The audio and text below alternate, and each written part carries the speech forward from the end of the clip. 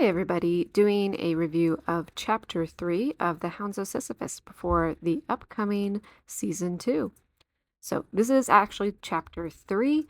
Remember, the prologue doesn't count as Chapter 1, that is prologue. So this is Chapter 3. So let's take a look. It's very interesting. It starts with Jinwoo having a panic attack because he stabbed Gowon. And I mean, it's a little shocking. So I can see why that would be upsetting to him. But I think it's interesting that a lot of that is happening subconsciously. And when I first read this, I instantly thought, like, okay, everyone's going to be like, is Guan black flag? Is he red flag? And I'm like, Jin Woo is going to have something going on. And I maintain that there's something going on with Jin Woo. Um, Throughout the entire season, he just kept having these moments where you're kind of like, there's something happening. I mean, the headaches and stuff like that. And obviously, he has some memory loss too. But I think he's suppressing some things that he went through, with some of that trauma, maybe some PTSD. And you don't react by stabbing someone without having prior instances of stabbing someone. Just saying. So this chapter really kind of was the start of me thinking there's something going on with Jinwoo. And of course, Gowon is just like the most adorable little ball of fluff and right away tries to help Jinwoo get through it by giving him a nice little kiss.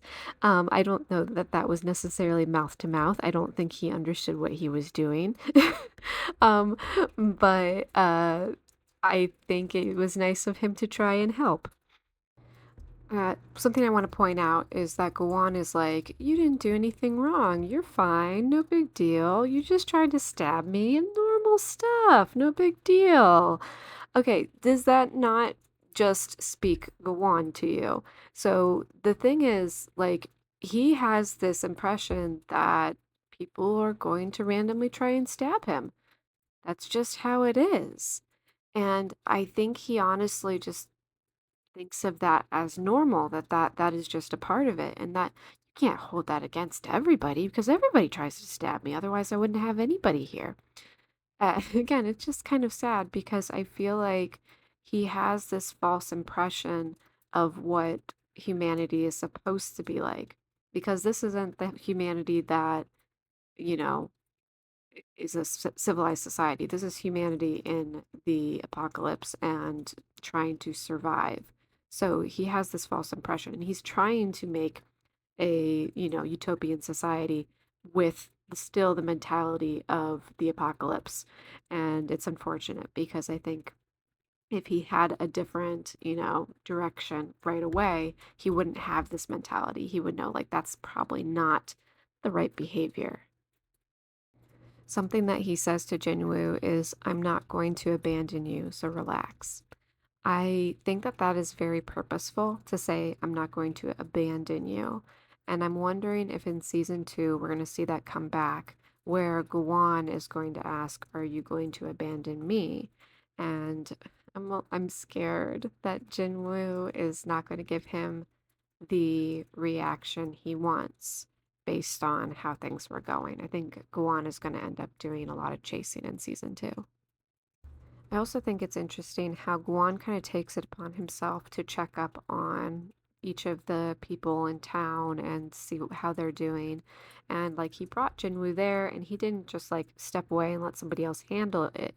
He brought him a wheelchair to help his first day of recovery be a little bit easier. I guess day 3 of recovery since he's been out for 2 days.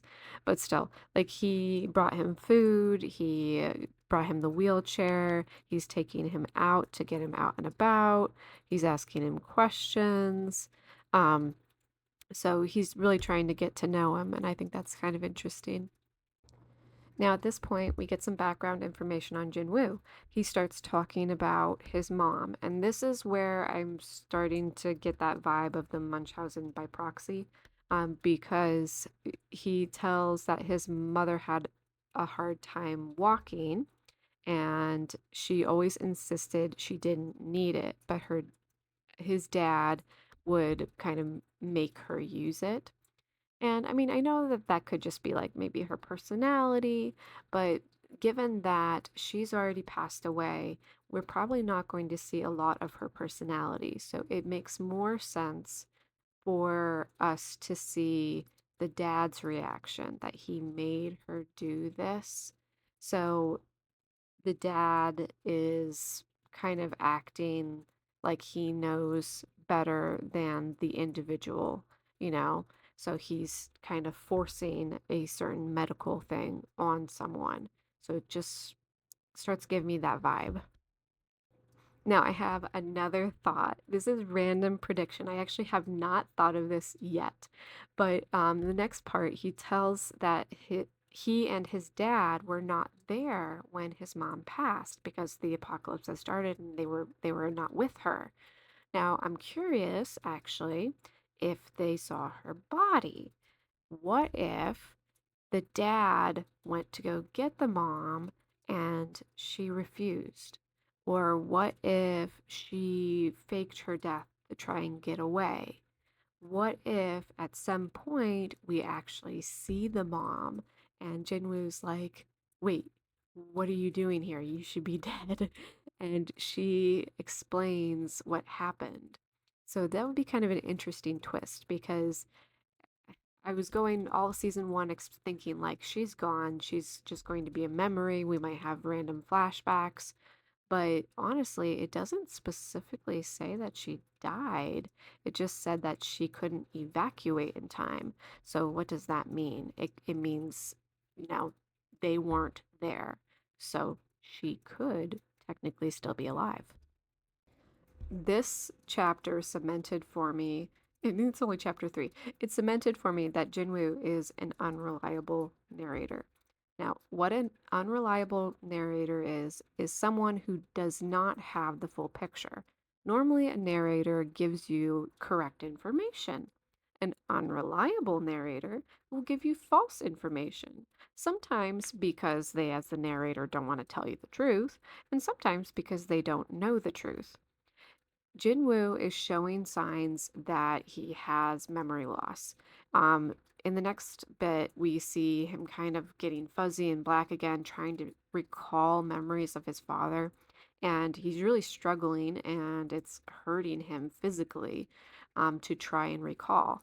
Now, why is it hurting him? I'm thinking PTSD along with the head wound. I think it's a mixture of him just trying to block things out because later on in the series we see something different going on compared to what's going on in this chapter. You can kind of compare them side by side and there's supposed to be differences, but I would wonder if some things that are going on in this chapter are the truth. We have this picture of what Jinwoo's father looks like. We can compare the silhouettes, and I'm just very much convinced his dad was not a good guy. And I think he might be misremembering, but we'll have to see. We'll have to see what happens. Another mystery for me is just Gowan in general. I just feel like he has a supernatural ability. I mean, okay, this could be totally like it's just zombies. That's it. There's no other supernatural aspect to this story. It absolutely could be. But he just keeps doing things, and I'm like, are you doing that because you know it's going to work? Are you doing that because you have like another sense? So he's touching Jinwoo and saying, see, you're better now, right? Like, why would you think that just holding his hand would make him better unless you're basically like guiding him, that type of a thing? Or you're able to kind of mess with people's heads a little bit. There are a lot of instances in the story where they talk about Gowon watching over the town, him needing to be there, and it could be just the physical sense where he has to be there to protect against the hounds or to protect against other invaders. Or it could be that he has kind of this connection with the town and is able to um, do things to help the residents of the town specifically while they're there.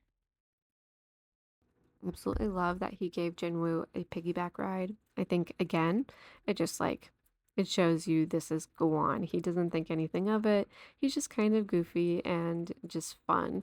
So he's a really fun character. But I think it's interesting that one of the first things that he did was take Jinwoo to the top of the mountain and show him this scene that's very special to Gowon in general.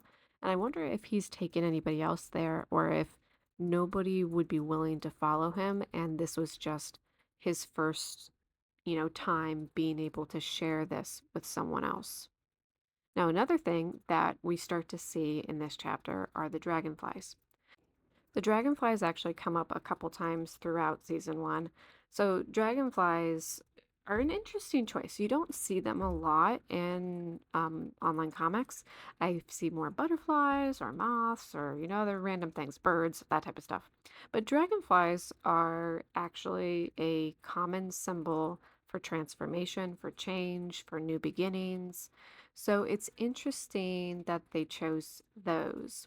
And we see this with a lot of different things. There are a lot of symbolic flowers throughout the series. There's symbolic animals. There's symbolic um, colors. So we see those popping up a bunch. And whether or not they are purposeful, you can kind of get the vibe of what's going on by looking at them.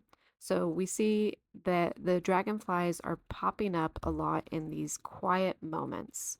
So right now they're at the top of the mountain. We're seeing Jinwoo looking at the world in a new way since he's been, thinking of this as the apocalypse. He's looking at it with new eyes now. So there's a little transformation happening with Jinwoo at this moment. And it's fun because this moment specifically is when Gowon points out a rock. Now, we talked before about the Sisyphus myth, and one of the most, I think, like most iconic things about that myth is the whole rock, the end of it. Who cares about the beginning and the middle of the story? The end of it is when Sisyphus is forced to roll the rock up the hill for eternity. So he gets the rock up, and the rock just falls right back down, and then he has to do it all over again. The myth is meant to symbolize kind of the fertility of life or how we can kind of get stuck in the rat race. But in this case, we see Gawan saying that he comes up there just to check and make sure that the rock is still there, that it hasn't fallen down. And he kind of, he plays it off like, well, that's a big rock. It could come down and it could smash everything. It could crush the entire town. But is that really what he's thinking of, or is it less symbolic? So it's really interesting how there's so many elements in this story that's like, is this symbolism? Is this just how it is? And you can do that back and forth with everything. So the story is actually called The Hounds of Sisyphus. So I feel like The Rock has more of a part in the story than just episode 3. It doesn't come up again in the rest of this season, but if this was a worry for Gowon, then maybe this is going to be a worry later. Maybe this is something that Jinwoo is going to set off to make the rock fall, or maybe the hounds, or maybe an outside intruder. Maybe this is going to be a legit, issue later. Maybe, again, physically or metaphorically. But it's interesting that the imagery was shown to us so early on. I feel like there could be a playback to it later. Now, I want to pause for a second and I guess jump ahead because the last panel of this chapter is Jinwoo taking Guan's hand, and then the first panel of chapter 4 is Jinwoo not taking his hand, choosing not to. They have like a little recall. And I think again that's kind of symbolic because we can see Jinwoo being like ready to accept Gowan and then backing up and changing his mind. So I think that's kind of little push and pull that we are going to see in their relationship, where Jinwoo, it was all in on Gowon, and then he backs up when he sees something that is a little distasteful. And we'll have to see how their relationship progresses. That takes us to the end of chapter 3. Thanks for listening. We'll get to chapter 4 next.